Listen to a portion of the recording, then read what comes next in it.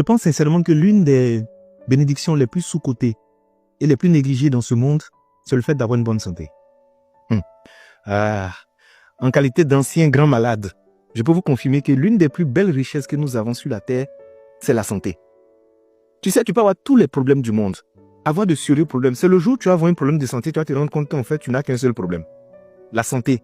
C'est l'une des richesses les plus silencieuses, les plus précieuses, les plus dangereuses, les plus délicates qu'on possède.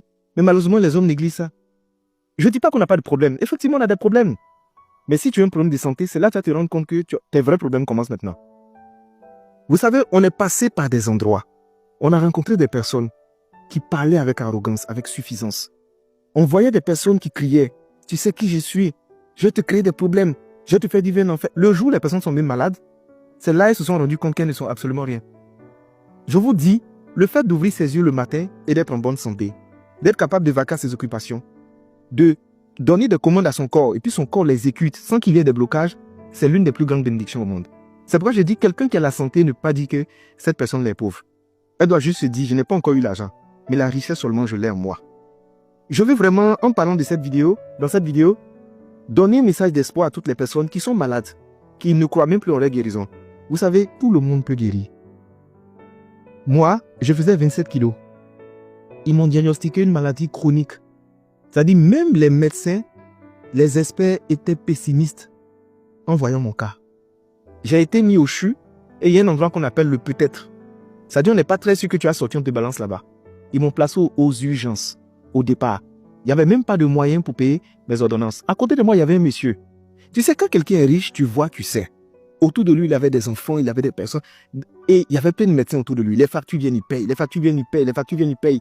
Moi, je suis dans mon coin. Une facture est venue, deuxième facture. Mon cher, mon père est en train de réfléchir à comment il va nous faire sortir des urgences pour m'envoyer dans un autre endroit parce que ça coûtait trop cher. Le monsieur là, nos regards sont croisés. Il était à côté de moi. Il est décédé sous mes yeux. Je suis sorti du CHU. Je suis tombé grièvement malade au Ghana. Ils m'envoient à l'hôpital de Koué. Je me suis retrouvé au milieu des gens. Tout le monde me regardait, ils étaient étonnés. Je suis sorti de là. C'est cette maladie qui était lourde. Et en ce moment, c'est-à-dire, même marcher 5 mètres, c'était difficile. Me laver, c'était compliqué. C'est en ce moment qu'en fait, l'humilité te gagne. Et puis toi, tu t'assois et puis tu dis, mais moi, mais c'est rien quand même. Hein. C'est notre caleçon qui est gros. Sinon, il n'y a rien dedans. Je vous assure.